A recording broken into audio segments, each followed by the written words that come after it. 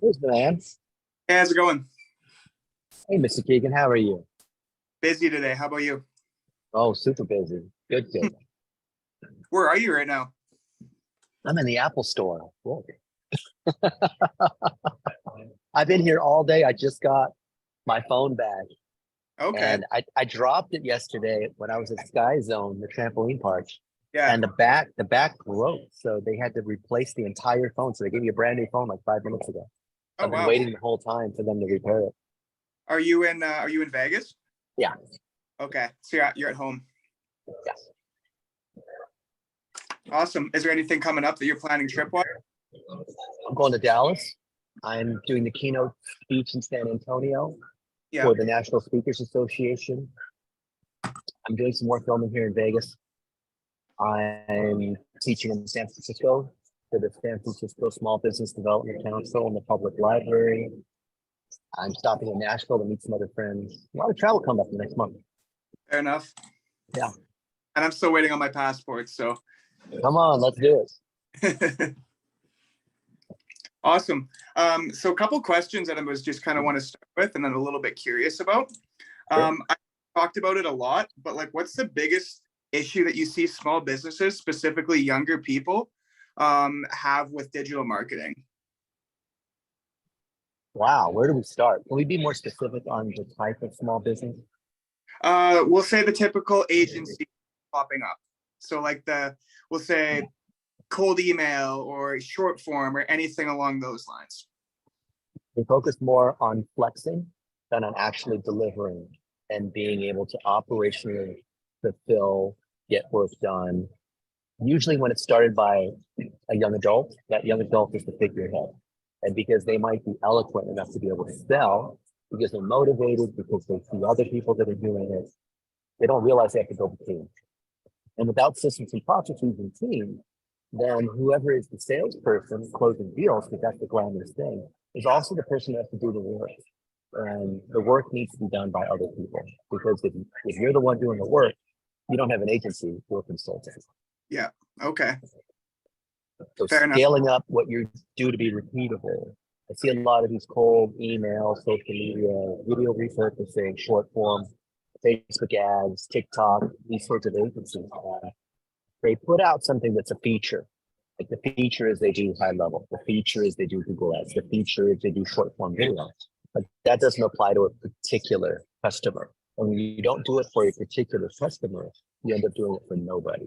And so the specialization by a tool or by a function is not the same thing as solving a problem for a particular type of customer. Let me give you an example. My friend Welton Hong runs Ring Marketing.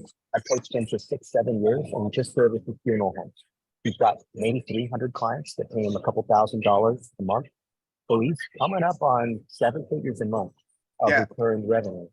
But he services just funeral homes because he knows funeral homes really well and he knows how to drive leads. That's why it's called Ring Marketing. His retention rate is 99% a month.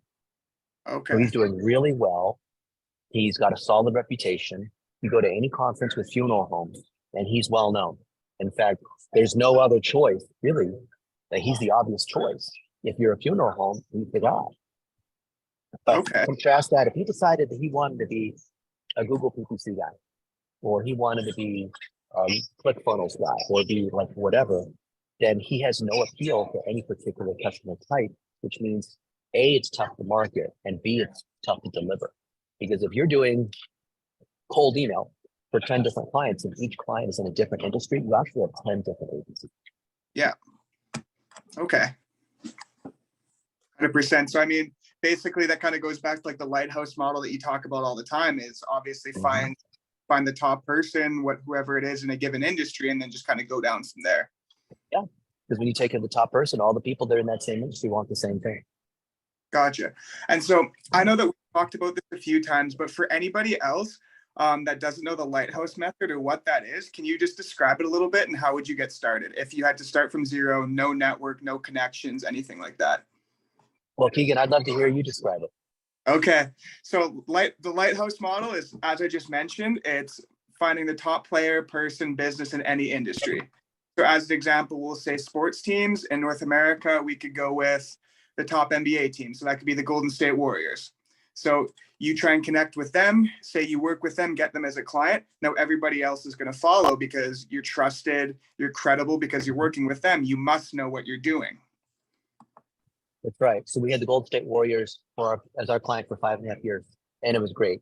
And there was no need to ever sell them because the guy who became the CMO, the first day he got that job, he called me. And Kenny Lauer and I have been friends prior to that for like another 10 years.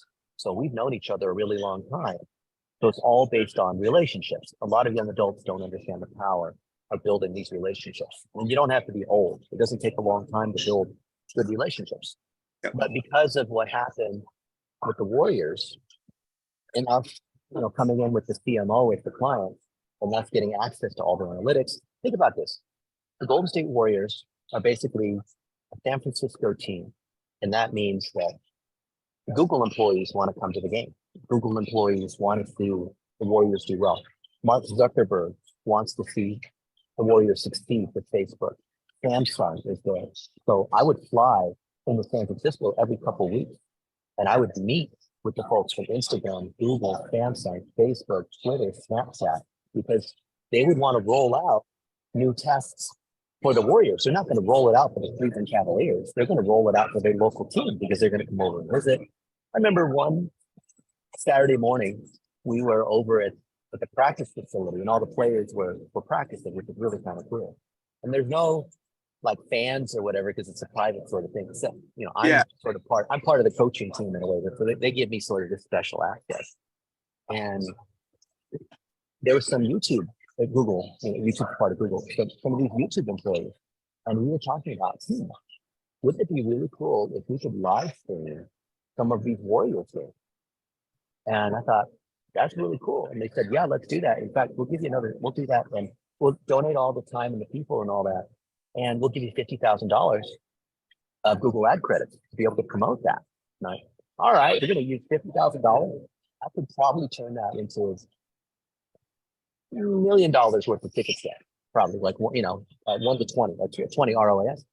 And I remember I was at Facebook one time and they made some new, like Samsung was there, and they came up with these virtual reality glasses, these Oculus glasses, where you could see around the court as if you were like right there in the middle of the court.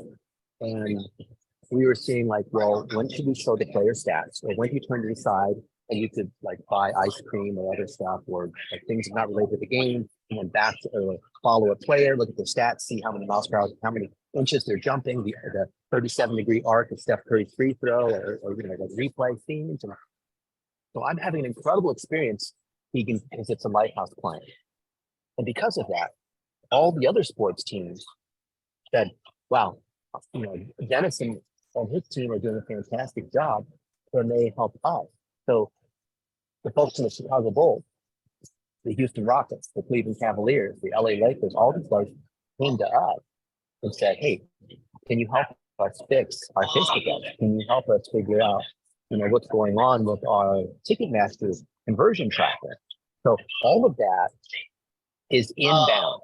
So you see the difference, Keigan, between those teams, those ideal clients coming to me versus me like trying to get a meeting with these other people.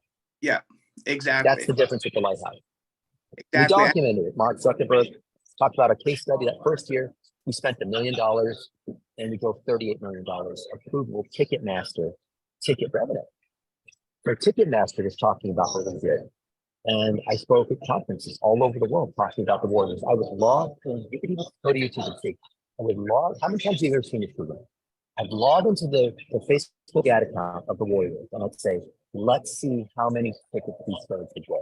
Let's look at how the ads are structured. Have you ever seen anybody do that at a conference for a major company logging in? Let's go log into the Google Analytics and see how many people joined our email list today, right? Oh, we have 3.6 million people on the email list. We have 35,000 season ticket holders or whatever it might be. Like, let's see how our ads are performing.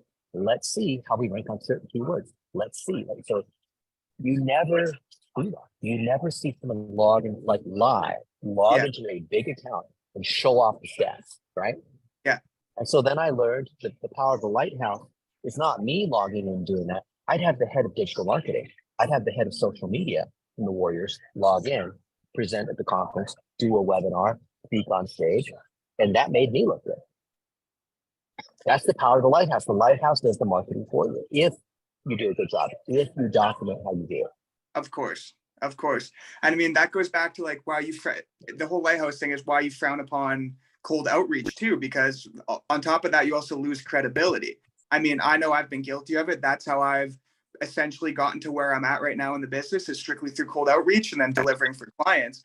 But it puts you in a position where it's like on a call, you have to sell them because you're convincing somebody to get on a call, like to work with you, whatever it is, because there's just the whole process. You're not credible in any sort of way. So it screws the relationship right from the start unless you really over deliver and clients. But if I'm looking at hiring Keigan Carthy, and let's say I know something about, what are good clients that say is someone I know and respect, I'm still going to Google you. But what will I find when I Google Keigan Carthy and vision management? Hockey stuff, not even think about nothing demonstrating digital marketing expertise, right? Yeah. Exactly. But if you Google me, you see lighthouse after lighthouse after lighthouse. Exactly. I want everyone to see that. Yeah. And I want the clients to do the talking for me. And it's, I think, honestly, with a lot of like the cold email marketing, short form SEO is like at the bottom of everybody's list. But it's crazy, like you just mentioned, it's like even if you cold outreach somebody, you get somebody on a sales call, like you said, they're going to Google you at the bare minimum. And again, I'm there's nothing that shows up for me or the business SEO wise. And it's like that for 99% of the business too, where it's like you couldn't find them if you looked for them. Yeah, it's incredible. So if you're a pro at social media and video, I should see a ton of your stuff on social media, and I should see a ton of your videos. Yeah. Where are they, right? If you're a pro at golf, I should see you hitting golf balls all the time, right? I should see you doing the thing that you claim to be an expert in. Yep, 100% right. It's crazy. Like I've been working on the WordPress site and still doing like going through a course on SEO, and I'm learning more and more the power that truly holds. Like if you can even a name Google, especially mine, because it's rare, where it's like Keigan Carthy can rank very easily. But even if it gets to somebody searches short form video help and my name pops up, the power that has will be endless.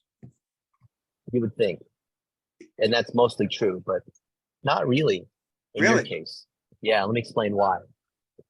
So when Facebook ads came out in May 2007, I was very lucky. I was one of the first ones there for various reasons, because I was in Silicon Valley as well. And so I started getting really good at Facebook ads because there was no one else doing it. And the system was so simple that I instantly became the top guy in the world at Facebook ads because there was no one else doing it, right? And I wrote articles about it. I gave speakers about it. It was still very, very new. And if you Googled Facebook ads, my result was number 2. Number 1 was facebook.com/ads, which is Facebook's own sign-up page if you want to sign up for Facebook ads. So I held that for quite some time. And can you imagine, a couple years later, I'm getting hundreds of leads per day, hundreds of people every day saying, hey, I'd love to hop on the phone with you and see if maybe you could help my business with Facebook ads. It would be like a barber shop. It would be some international clothing manufacturer, some random person who has an idea, some kid who wants to start an agency, like just any kind of business you can imagine. I was getting flooded with these requests because I ranked number 2 on Facebook ads. Do you think that's a good thing? I mean, it depends how you look at it. I mean, probably not. It was terrible. I mean, you would think it's a good thing, right? Say that again. You would think it's a good thing, right? Getting hundreds of leads, thousands of these people reaching out, wanting to hire me. Why wouldn't that be a good thing? But it's because you want to work with a certain client, and it's kind of like goes back to the light effect. Right. And so 95%, 99% of the people reaching out were people we just couldn't service.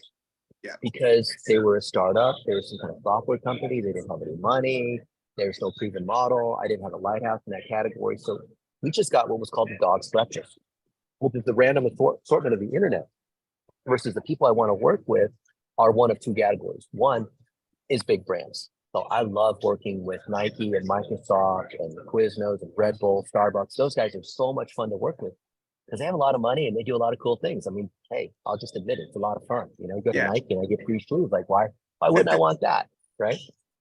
And then number two, I like working with lighthouses, the people who are the top in the industry. So I don't want to work with, no offense, I don't want to work with some random garage door guy. I want to work with the number one guy, like Tommy Mello. I don't want to work with some random attorney. I want to work with the number one personal injury attorney that all the other personal injury attorneys want to be like. They're like it. So those are the two things I want. I want big brands that are easy to work with, and I want the figureheads in each industry. So of all the people that are coming in, what's the probability that either of those conditions are going to be true? Almost zero. And what am I supposed to do? Either ignore them or get on the phone with them and give them a free 30-minute consult? I can't do that. I did thousands of free consultations just because I wanted to be nice to these people. And these people are trying to give me money and I can't service them. Yeah. I would, maybe send some off to friends or other people that ran different kinds of agencies. I was thinking about creating like a directory, like, hey, all my friends who are social media, short form video, whatever agencies, put your name in the list. And then if stuff comes in, I'll just push them your way. But I didn't really have time to do that. And the people who wanted the leads weren't really qualified anyway. Because if you're good at marketing, then you don't need referrals. You don't need me to give you. If you're good at marketing, the fact then you're doing a good job with your clients and people are already talking about you. So it's a catch-22. 100%. And so we've talked about before how to get started in a lighthouse and to find kind of that first person in industry to open that door. Is it a mentor or is it just kind of like working your way up sort of thing and eventually getting to like the top person, top brand? Well, I'll tell you from my experience, it's always been a mentor. I was super lucky because I had the CEO of American Airlines as a mentor almost 30 years ago. And because of that, he opened doors to people I would never be able to meet. And even if I made it to the top in some other kind of career, I had instant access to the very top, which is just huge. I met CEOs of their companies, which then generated all kinds of deals. Stuff I probably didn't deserve, I didn't earn, but because I just happened to be there. And Raytheon, a multi-billion-dollar defense company, needed an intranet, and I happened to be there. It's like, Dennis can build your intranet. Okay, yeah, I'll build your intranet. Right? Or, we put Cartier, which is a jewelry company, put them on the internet. That was almost 30 years ago. And that was all because of connections. Like everything I had is, and you've heard, it's not who you know, it's who knows you and that kind of thing. Now I've heard stories of people who they hustle really hard and eventually they're able to work their way to the top and get a big client. But maybe that is true, but I've never seen it really happen. I see a lot of young adults, especially, take on random clients, thinking that if they just keep working hard enough, eventually they will be successful. And I love that approach. I love the people that wake up in the morning at 5 o'clock. I can't do that. But my experience from seeing thousands of young adults start agencies is that doesn't work. I mean, maybe there's the 1% exception, LeBron James, but everyone else is like trying to become a pro and they're not. For every one LeBron James, there's 100,000 people that don't make it. Let me explain why that doesn't work. When you start as a new agency, you're hungry for business and you want to take on anybody. I mean, take on your mom. Maybe she's got a business, your mom's friend or someone else, or, you're cold calling all these random people and you need to make enough money to pay rent if you haven't moved out of your mom's house or whatever it is, right?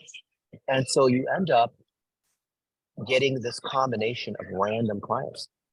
You get a restaurant, you get a hairdresser, you get an attorney, you get a software company, you end up, you're trying to get, because the idea is like, well, I just need to get some business. I just need to get some experience. So someone has some money and, initially, let's say you started out, your expertise was short form video, right? But let's say you don't have any clients. So someone else says, yeah, I need short form video, but I need a website too. Can you do that? Yeah, I could do that. Okay, cool. Well, I need a TikTok. I need HubSpot. So, okay, yeah, I can do that. They just end up saying yes to all this stuff. And then every one of these clients is a random custom deal. Pretty soon you have 5 or 6 of these random clients. You can't keep track of them. You can't hire other people and sub it out because you are ingrained in the details of that custom relationship. So it requires you because you didn't document it. You didn't bring on these people ahead of time because you didn't have the money to hire these people. So you ended up just saying, yeah, well, maybe if I get the money, then I'll go hire these people. You hire someone on Fiverr and they do a crappy job. So it just ends up being a dead end. And a lot of people in that situation, you can look at like Gavin Lear, an empathy firm, where they took on a bunch of these random clients in random situations. They think the way to get out of that model where all these clients are churning on you and demanding refunds because they're not able to deliver because you said yes to everything. They think the answer, Keigan, is to sell more. What do you think happens when you're in that situation? You're not delivering. You're good at selling, but you haven't been able to deliver. Every client's random. There's no clear business model. And you think the way out is to sell more clients. What do you think happens? You're just going to churn and burn because like eventually just going to burn through. You're going to ruin your reputation. Exactly. You ruin your reputation. You have to fix your core offer. You have to fix your ability to deliver first. Yeah. And that means doing one thing really well. So in America, we have In-N-Out Burger, right? Yeah. When you come out, we'll go to In-N-Out. People love it. I think it's okay, but it's like a cult-like thing around this hamburger place, okay? The lines are insane, even at 2 a.m. So In-N-Out is famous for making these hamburgers.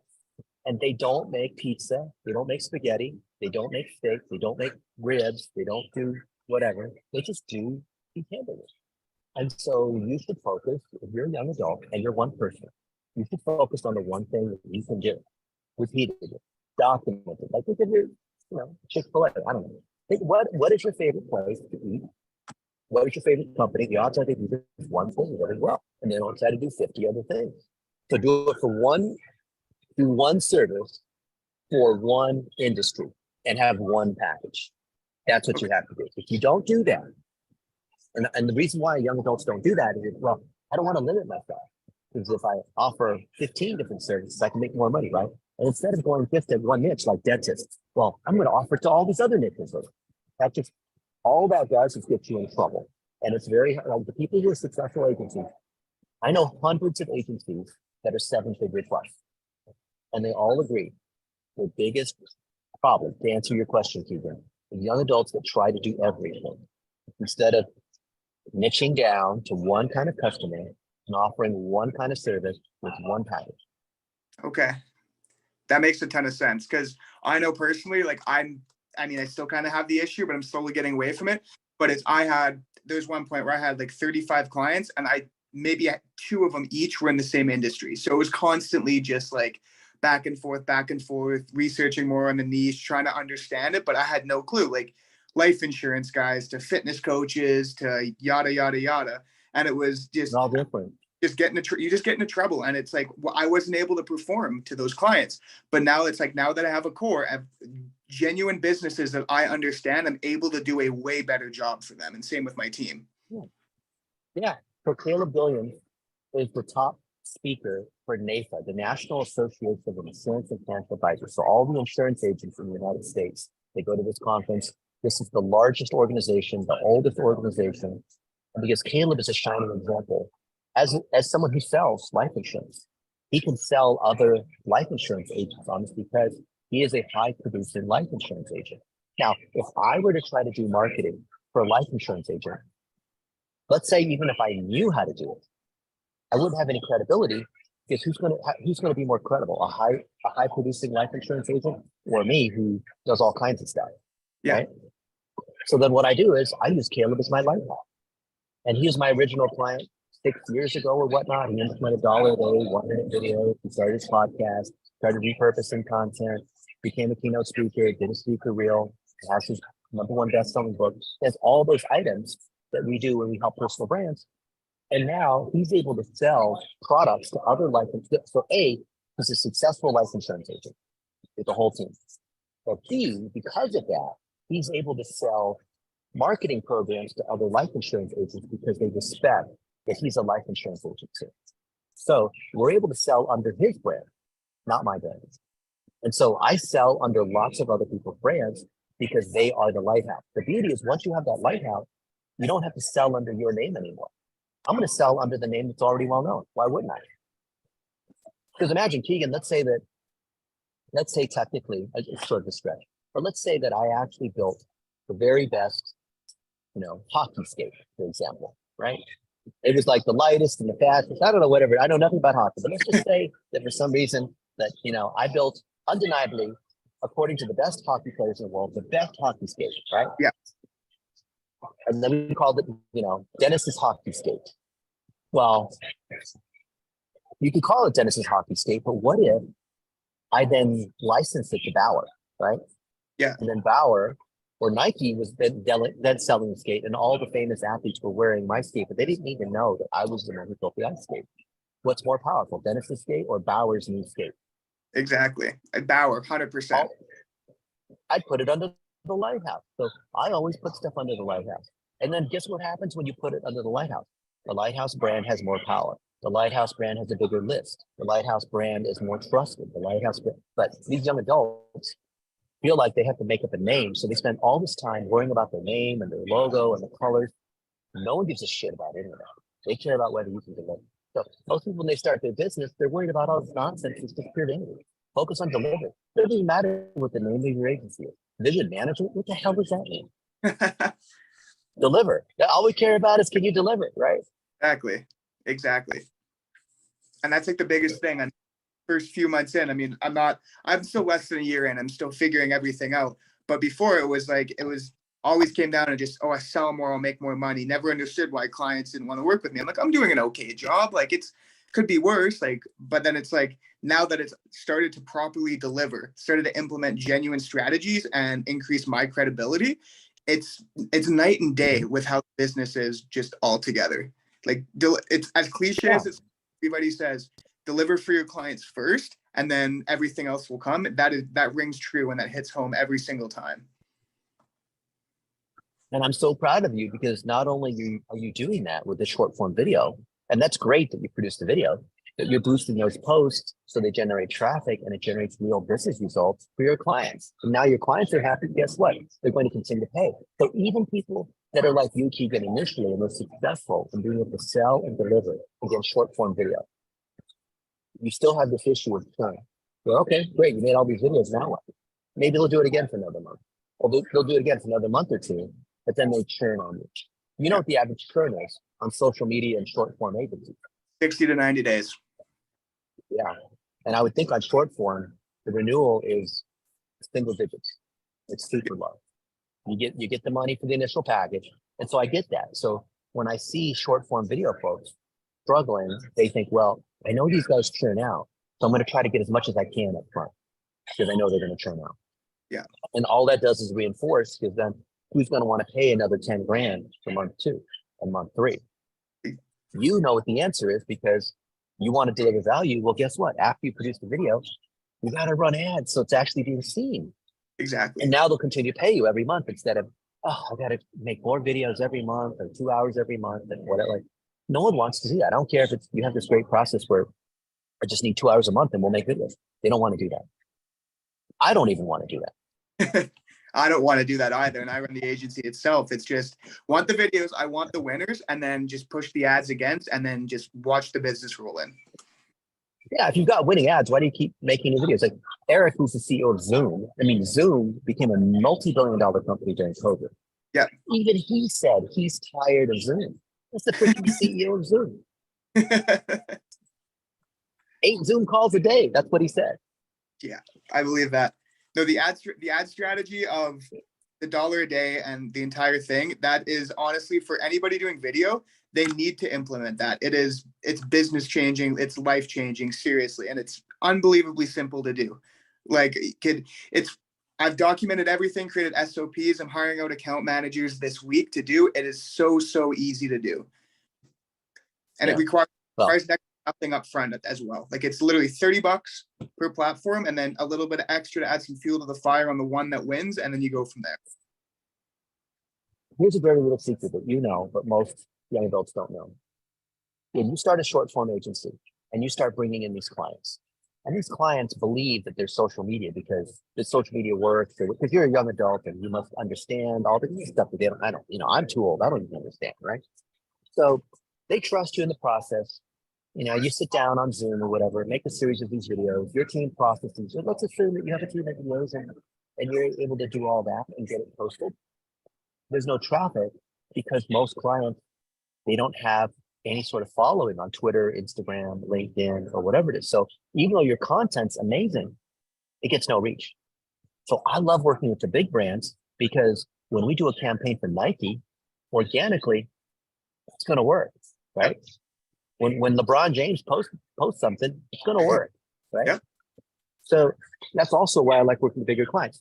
But to your point, if you're working with clients who are not big, and let's say you do a good job repurposing that video, you've got to use $1 to get some reach. Now, if you know who their audience is, who their target audience is, which you already should know if you're making the video, right? If you're already repurposing the video, you already know their strategy, goals, content targeting, then the next natural step for whoever's posting the video is to run ads against it.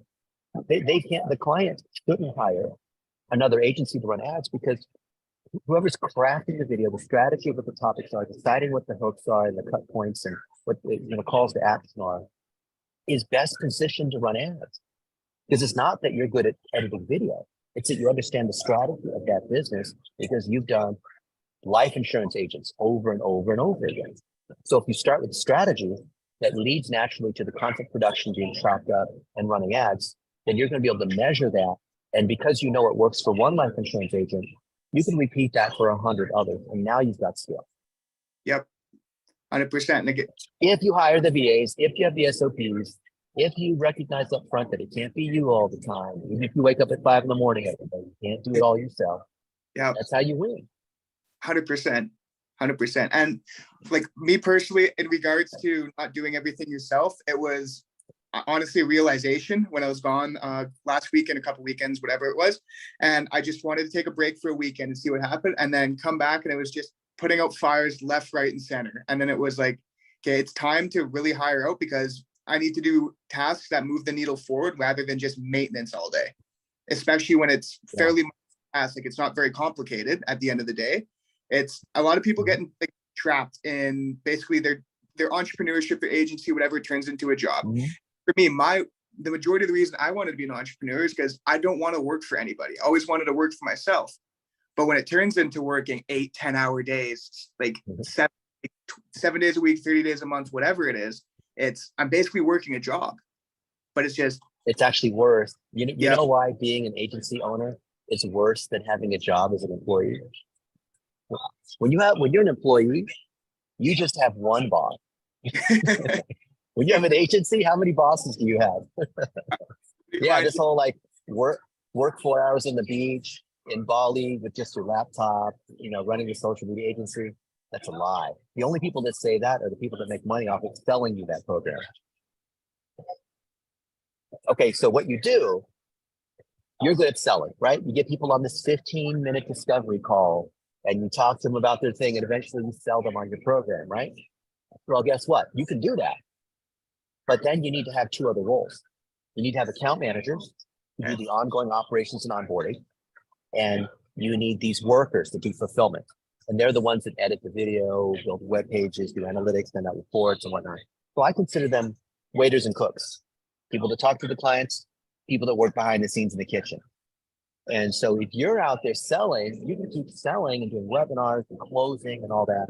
And then once you close someone, then that client has to fill out this onboarding form, everything about their business, about getting access, these different things. Of course, you pre-record these videos saying, welcome, this is Keigan, Carthy. I'm so glad you got my super duper package, right?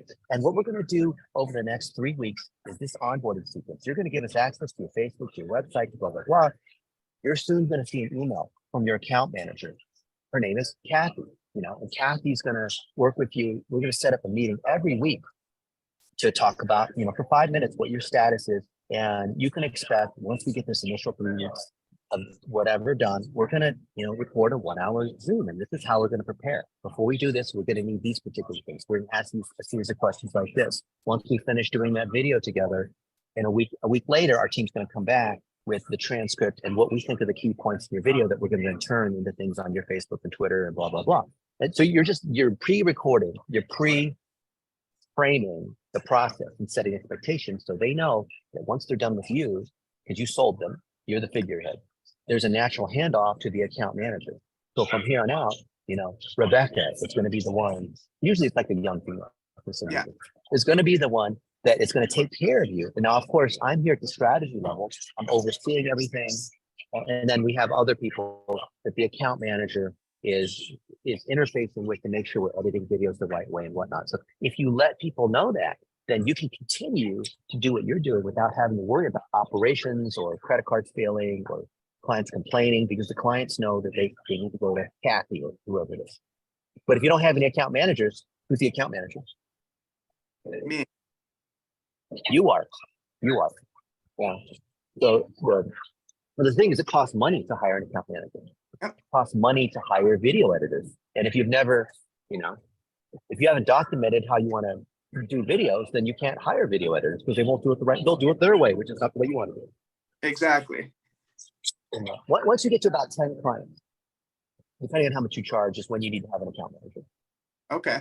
When you're doing north of 15 to 20,000, like definitely when you're past 20,000 a month, you need to have an account manager. And see, that's where I'm kind of in that range right now. And like I mentioned, like I'm pulling like 12-hour days. Like it's ridiculous. I'm just sitting here staring at my computer, just basically fulfillment outside of the video editing. And I've just spent basically the past few days, just like you said, recording all the SOPs.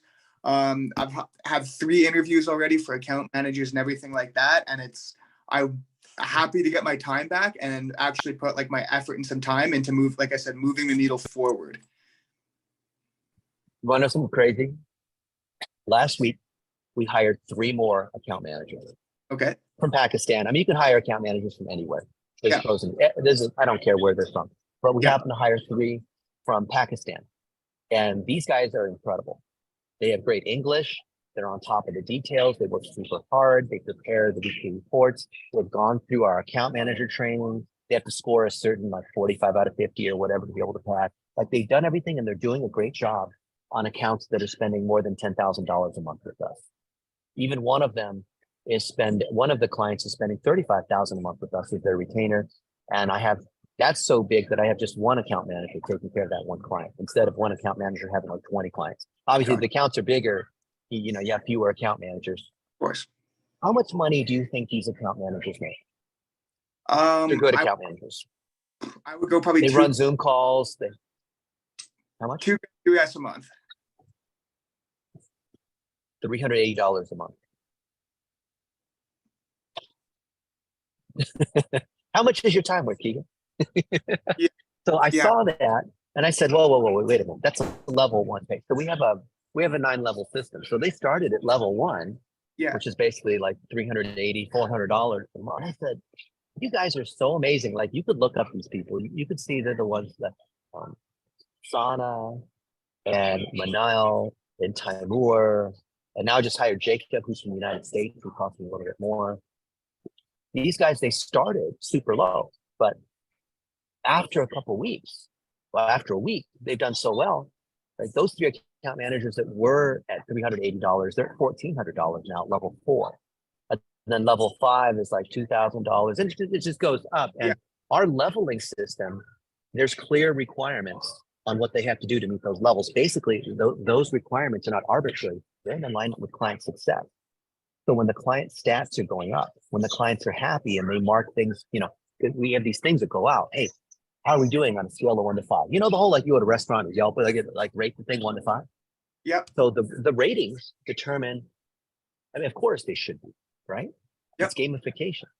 So these guys are making money. They're referring in other friends. We're hiring a bunch of people, and account managers are training up other account managers. You know how an account manager makes more money in our system once they become a solid account manager?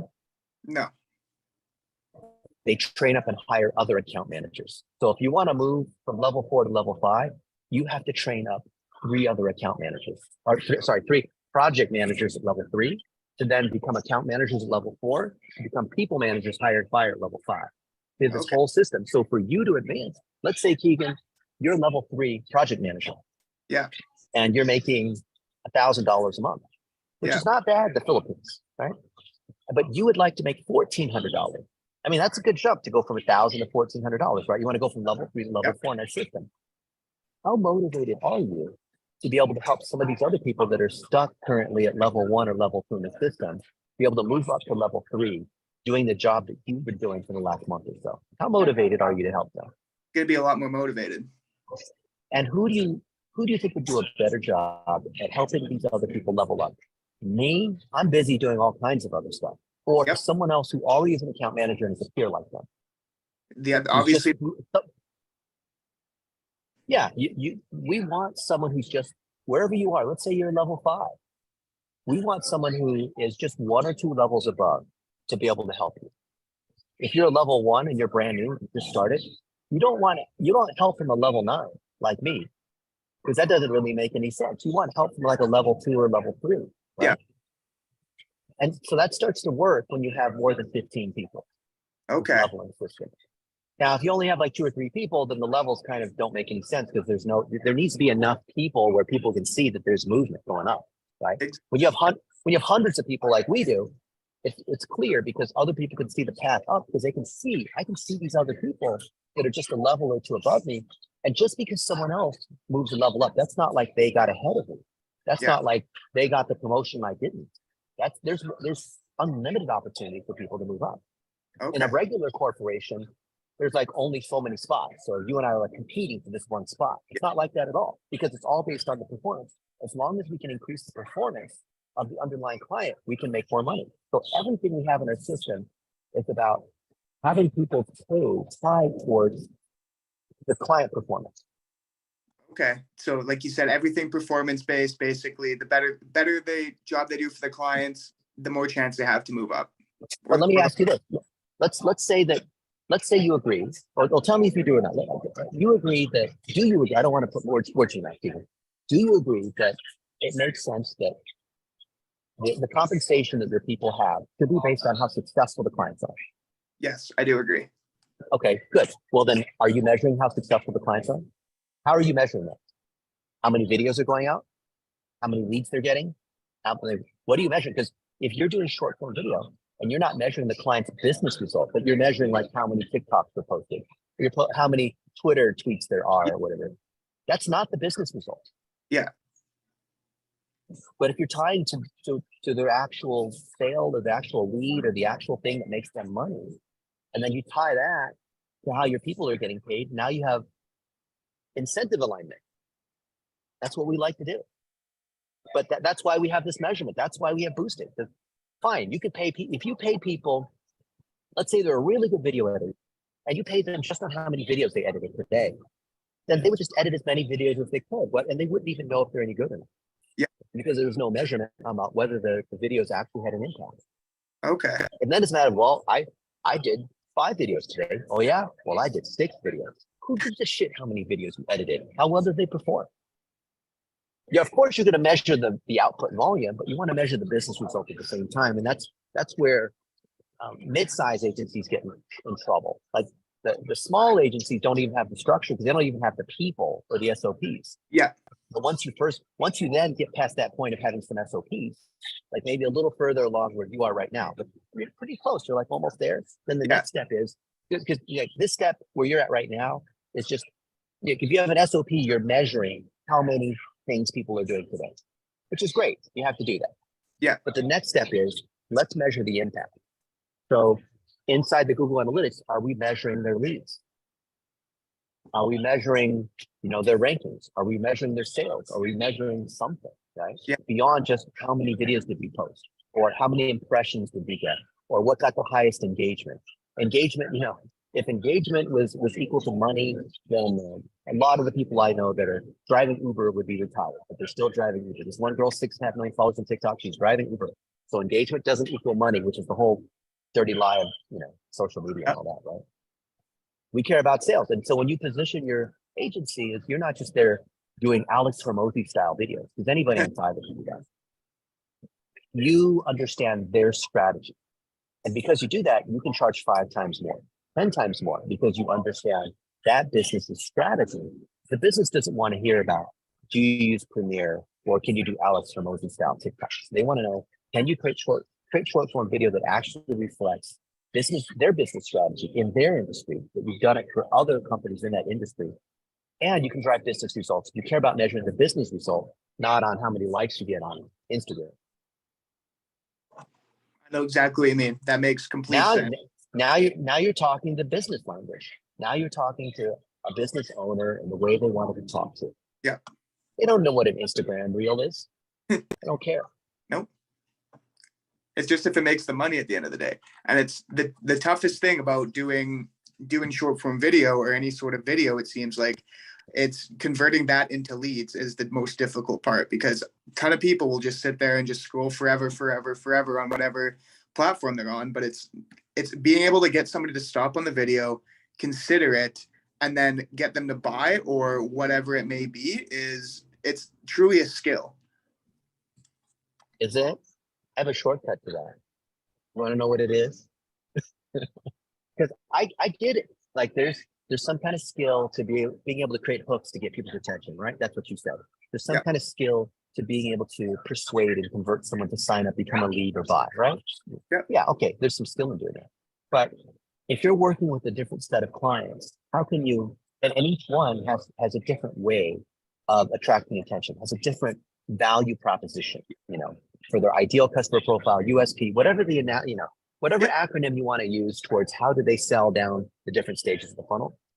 I have one simple tip that has served me very, very well. It's made me millions of dollars. It's this. Take someone who already has content and performs against a particular audience, right? Whatever their offer is against a particular pain point and a particular customer base. If they already have that, you've already won, because then it's a matter of just assembling ingredients in the right way. If you're taking on a client and you don't have clarity on what exactly people are buying from that client, proof, not just like they think they will, but tons of proof. Like for the Golden State Warriors, when we took them on, I could see exactly who was buying and why. Yeah. So I found the winning creatives. I didn't have to spend all this money testing. I didn't have to come up with new ideas. I didn't have to be creative. I found stuff that was already working. Yeah. Because they tried all kinds of random things. Oh, family 4-pack, mom and dad and 2 kids, and you get 4 hot dogs and you can choose 4 games and it's $400. Yeah. Didn't work. People didn't want to do that. Or, deals for box seats or discounts on parking or, bobblehead night. I didn't have to try to figure out what I thought would work, because I went back to look at the stats and I could easily see what was working. We did a campaign for Starbucks. Starbucks, Frappuccino. Yep. They spent $14 million with us on promoting Frappuccino. Now, most people think, well, let's come up with all these ideas of what we can do for Frappuccino. Like we could have a thing where if the temperature goes above 100 degrees, then buy one, get one free Frappuccinos. What a great idea, right? Yeah. We did that. And we tried other sorts. We said, in California, where there's a greater Hispanic population, let's do the caramel macchiato, because that's more of a Hispanic kind of flavor. It feels more towards like teenagers. Let's try to get teenagers in during the afternoon, because typically Starbucks, we're selling during the morning because people are trying to get their caffeine things. So let's try to get more sales during the afternoon. Let's push Frappuccino. So all these people are coming with all these ideas. And then meanwhile, I said, well, let's look at the data. I mean, these are all great ideas, but look at the data of who's actually buying Frappuccino. And I did a little research on Facebook, and I found what was working. And I said, here's a winning creative. Here's some winning phrases against this winning audience. We already have the answer. And that's what we did. And we drove tons of sales off of it. We took creatives we took an offer and a creative that already worked against an audience that already worked. So I only take on clients if they have an offer that works against an audience that works. Because if they don't have that alignment, then guess what? You're not doing advertising or short form video or video editing. You are actually trying to build their business. You're trying to figure out their strategy. If their strategy is in place, it is very easy to win. Here's the point I'm making. I take on businesses that already have an established strategy. They don't have to be $1 billion company. Yeah. But they already have to be delivering value clearly in a set package against a very particular audience. Yeah. If that's the case, easy to multiply. Because all you're doing with the short form video, $1-a-day ads, all you're doing is you're multiplying something that's already working. That's it. Yep. We're not trying to come up with something. If we're trying to come up with something new, now you're basically an entrepreneur with them. You're basically, even though you're being treated as an agency, you're basically you're like a partner. You're a fellow entrepreneur inside their business, and you don't want to do that. Okay. Right. See what I mean? Like you're like a stakeholder in their company. Like I don't want to be a co-founder with them. I don't want to try to figure out what's working. Take Yeah. companies where it's already working. Take someone who's already doing $5 million, take them to $10 million. Don't take someone from $5,000 to $10,000. Or worse, someone who doesn't even have any money. And that they're counting on you to be a magical unicorn. Mm-hmm. 100%. 100%. Like, again, biggest issue I've had was you're taking on anybody and anybody that's willing to pay me because it's hungry for business at the beginning. And then it's just churn and burn because it's people that are giving me their last $1,000, $1,500, $2,000 and basically just We're desperate. He can make me money, make the business work. And I'm just being, oh, they're willing to pay me. I'm going to do the best job I can. Obviously, I don't build their business for them. It doesn't work. My best clients are the ones that have their business together, genuinely making money, have their strategy, like everything you mentioned. Everything's just so much more seamless for both parties involved. Sure. Your issue is not your competency in being able to do short form video. It's in your client selection. Mm-hmm. But if you don't have any clients, the temptation is, well, I'll just take on anybody. And then that just puts you into this quicksand, like I told you with the empathy firm, Yep. where they can't get out of that thing because they just keep taking on random clients. Yep. All they do is they dig their hole deeper. Yep. Exactly. Exactly. I've just been really lucky because I've started working on companies that are doing really well. So like, why wouldn't you rather play on a winning team? The winning team is winning. They're making more money. They treat you better. And I've heard other people, they scorn at what I say and they'll say, yeah, but I like to help the small businesses. Or, even worse, on their website, they say, we take on clients of any size, of any budgets, large or small. We'll take you on because we care for everybody. Yeah. I can guarantee you they're not making any money. Their clients aren't making any money. And I guarantee you that agency's not making any money. Yep. 100% agree. The last thing you want to do is say, because imagine if I told you, let's say, Keigan, you had this heart condition and you came to me and I'm a heart doctor and I'm the cheapest heart doctor. Would you want to go with me? No, but I'm the cheapest heart doctor. No, I'll take on anybody. That's concerning right there. Yeah. I mean, I'm trying to keep, got to pay my rent this week at my medical office. So I need like 3 more patients. I don't care if they die or not. I just need to pay my rent.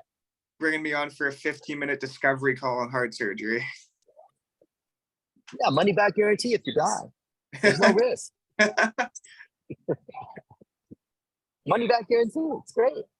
That's why money back guarantees don't actually work. Because when it's your baby, when it's your heart, it's not about the money back guarantee. The money back guarantee, all that does is put into someone's mind the fact that you think you're probably going to mess this thing up. Mm-hmm.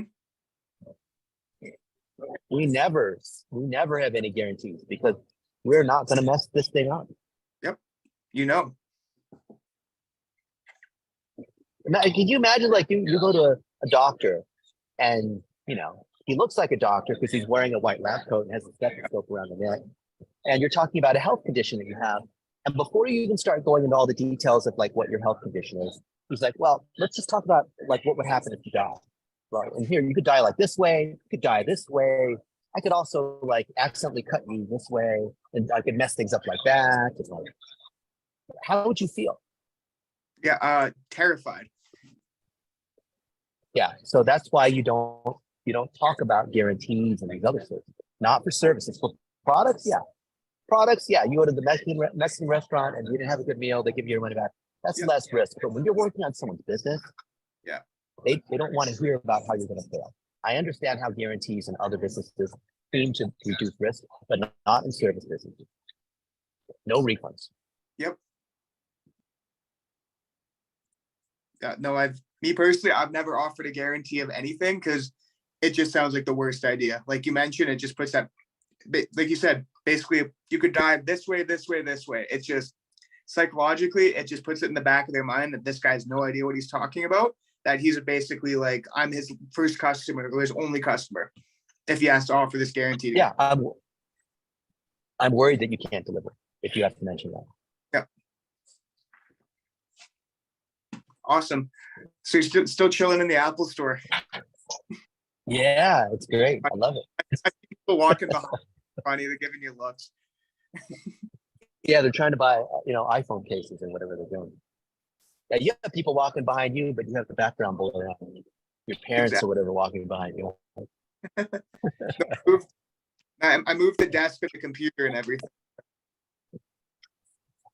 But you upgraded, so you're out of the basement. I know. We're renovating the upstairs, so I mean it's finally done. Okay. Yeah, which is the good thing. Less depressing up here. Cool. Yeah. Okay. I got to get going pretty soon. I have to go do a personal commitment, but as always, thank you. You always give me way too much information and way too much value. I feel like I need a way to repay you. Well, do what you do. This is your podcast, Keigan. So chop it up. Yep. And you can put out the little snippets, or you can just put out the whole thing. I think the whole thing is even better. Like why even process it? Over processed food is hot dogs. Who wants to eat hot dogs? Yep. No, I'm putting this entire thing up on YouTube just raw, and then obviously just gonna do a couple little clips, get the team to go through that, and go from there. Yeah, you're the best, Keigan. I mean, I thought this was a great conversation. I think it helps a lot of young adults. Yep. I think that this will create more credibility for both you and me. So instead of us selling, we're talking about what it's actually like, and we're talking about real examples. This is not like some opinion. I'm talking about real examples from real mistakes and real wins that we have had. Yeah. And at the end of podcasts, what we like to do is tell people, why is this worth your time, right? I always do this with that. You know how to do this with the podcast, right? With your podcast guests. You record the intros at the end, right? Yep, exactly. Where it's like, because only at the end, go ahead. Yeah, because only at the end do you know what you talked about, right? In the beginning, you think you know what you're going to talk about, but you don't. But it always goes in some other direction. Exactly. So at the end, I would say, are you a young adult trying to grow your agency? Keigan and I talk about the 3 most important mistakes that you were probably making. Tune in now. Right? Something like that. Okay. I like that. You want to know what it's like running ads for the Golden State Warriors and the mistakes that our young adults were doing when they were doing this for the Warriors? Learn how you can do something like this too. And how do you get a lighthouse client, which is way better than the other brand of clients you're working with? Join Keigan and I right now. We're going to talk about these mistakes that you can avoid so you don't have to pay the penalty. Right? Like that's an example of a hook, right? It's too long to be a hook. But at the end, right, I could say, my buddy Keigan is a master at short form video, but you know what? He's a business strategist too. And that's what you are probably missing in your agency. Come join Keigan and I right now on his podcast. Right? So stuff like that, right? Yeah. As an example, it could be like, sit down with me and Dennis Yu, industry leader in digital marketing. Learn through the 3 mistakes to not make in your industry. Something along those lines. Just no different than the short form video. Yeah. So you say, Dennis and I just had a killer conversation. Those of you guys that are doing short form agencies, before you get any further, you need to tune in. Right? Stuff like that. Like I literally just did that. I literally said that so that your video folks can cut that up. Yeah, no, I'm gonna play around with some things too. I have a couple ideas now that I kind of want for that hook and that intro. But yeah, and then I know you got to run in a minute. I have to run too. But try maybe you're doing this on your iPhone. Yeah. Try changing the video or whatever to have like some hue lights in the background or other stuff. Make it a little nicer looking. Yeah. I like that idea. I think I have like some LED light strips kicking around or something like that I could do. Yeah. Because I know when you're nothing about. I mean, obviously, what matters is the content, not the Hormozy, video lighting, whatever. But I know what you're getting at. Like the first interactive thing you sent me as like the example, like in that, I think that's in the office in your house. You show me pictures with Carson. Like that lighting in there is like gorgeous. It feels like home. It feels like Dennis wants to give you a hug through the camera. Oh. Cool, man. So anything you need from me, what can I do for you? You've done, honestly, no, everything's great. I'd love to do this again soon. Talk about, You tell me when. yep, for sure. Anytime, I'm here for you. I'm gonna adhere to my own advice. I'm gonna clip it up. I'm gonna put stuff out on social media, see what hits. And then we'll create whatever hits. We're gonna sit down, talk more about kind of what hit, if that makes sense, obviously. Good. And then get that WordPress site up so we can publish this as a blog post. Yeah. That's where you're going to get the evergreen. The social media stuff doesn't last. Over time, your SEO is by far going to generate more business and reputation for you than anything else you do. Yeah. As well, you mentioned, is there somebody on the team, on your team that could potentially question on like with the WordPress site, like Mike or Stephanie or somebody like that? Yep. Okay. Yeah, any of them. Hit up anybody. Okay. We'll help you. Perfect. I appreciate that. Cool, Keigan. All right. All right, my friend. This thing will take a few minutes to render. When it's done, No I'll rush. send it over to you. Awesome. I appreciate it. Enjoy the rest of your day. We'll talk soon. All right, cool. Thanks. See you, my friend.